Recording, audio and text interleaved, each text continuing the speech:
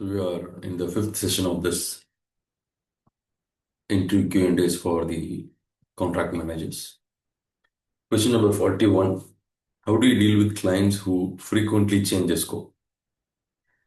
So you have to maintain a variation register with cumulative cost and the time impact, and ensure each instruction is captured through formal change control, that you should have a change control procedure that has to be followed meticulously, irrespective of the situation or irrespective of the pressure from the client.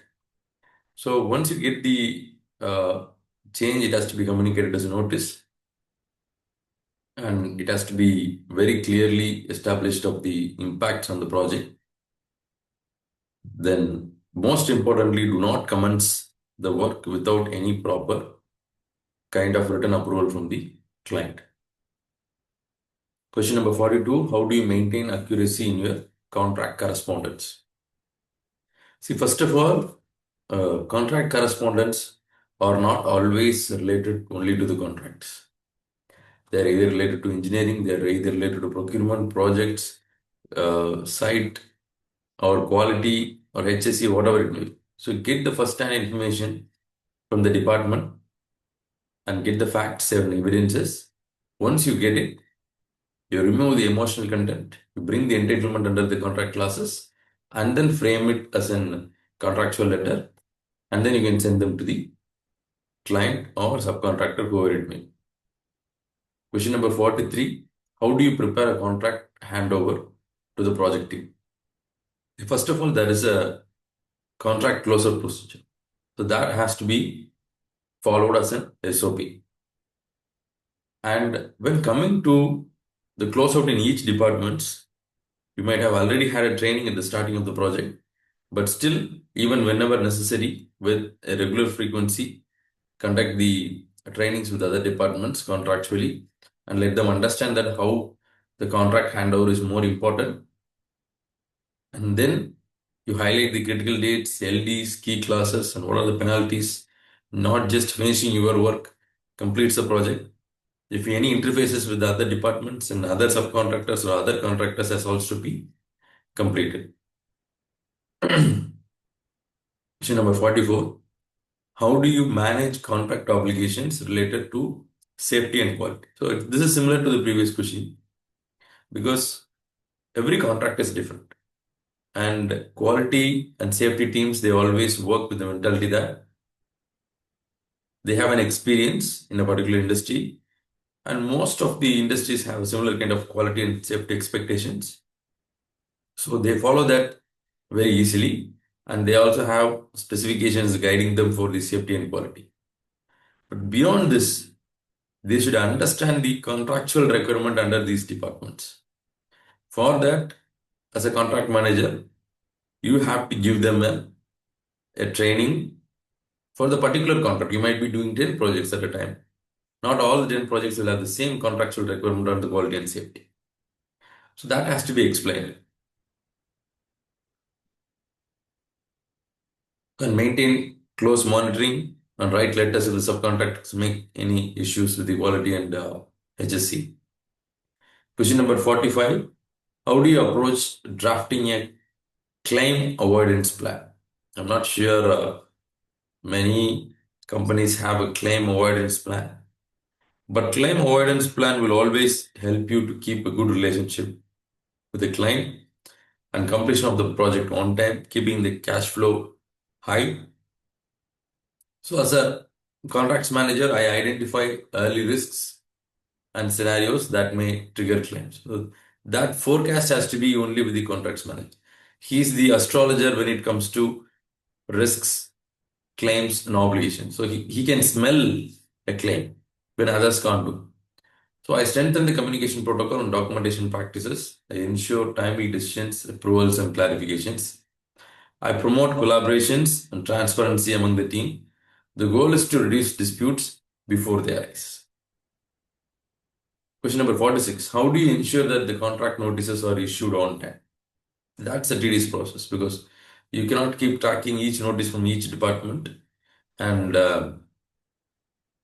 So you have to set up a notice tracker for each project and linked to the events, milestones, and the risks, and train the team on which event requires notices.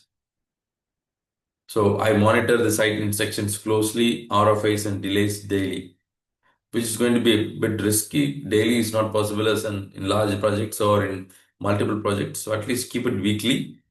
So have an interview with your team and have frequent meetings. When an event occurs, I prepare and issue the notice immediately. Timely notices secure entitlements and avoid disputes.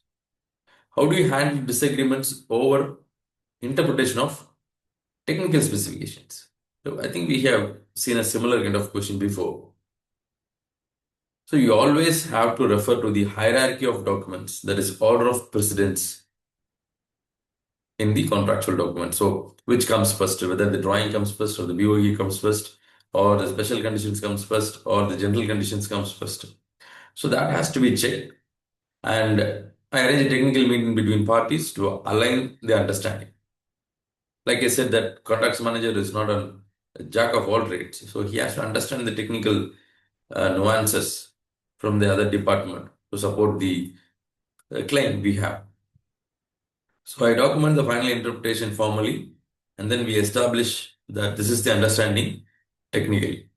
Of course, there will be biasness when the contractor interprets a class and the employer interprets a class. But when it comes to a clarity of contract drafting, it always helps you to maintain the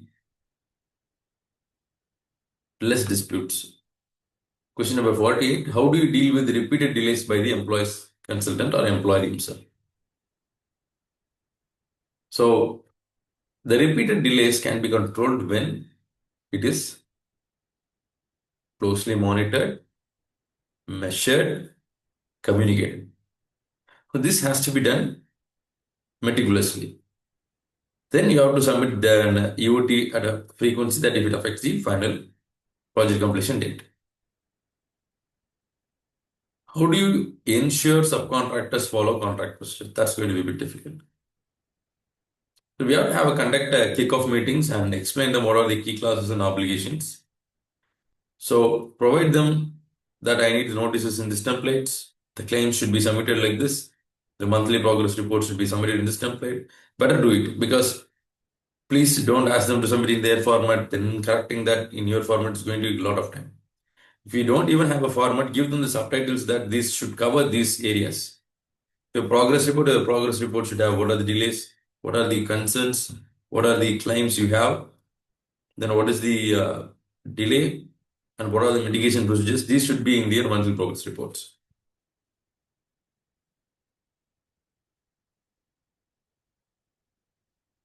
Question number 50. By this we come to at least half completion of this entire session. How do you approach tender contract reviews? So this is a very large question and it has an SOPs usually. So I analyze the risk allocation, LDs. These are the critical classes, payment terms, insurance. I identify ambiguities and potential commercial risks in very specific areas. So I prepare a risk report with recommendation for negotiation. In some companies, they even take opinions from the market, from a third party, a contracts consultant who can give that what are the hidden risks. Then I review the exclusions and assumptions carefully. This has to be handled very carefully, because these are the reasons which will end up in changes and claims.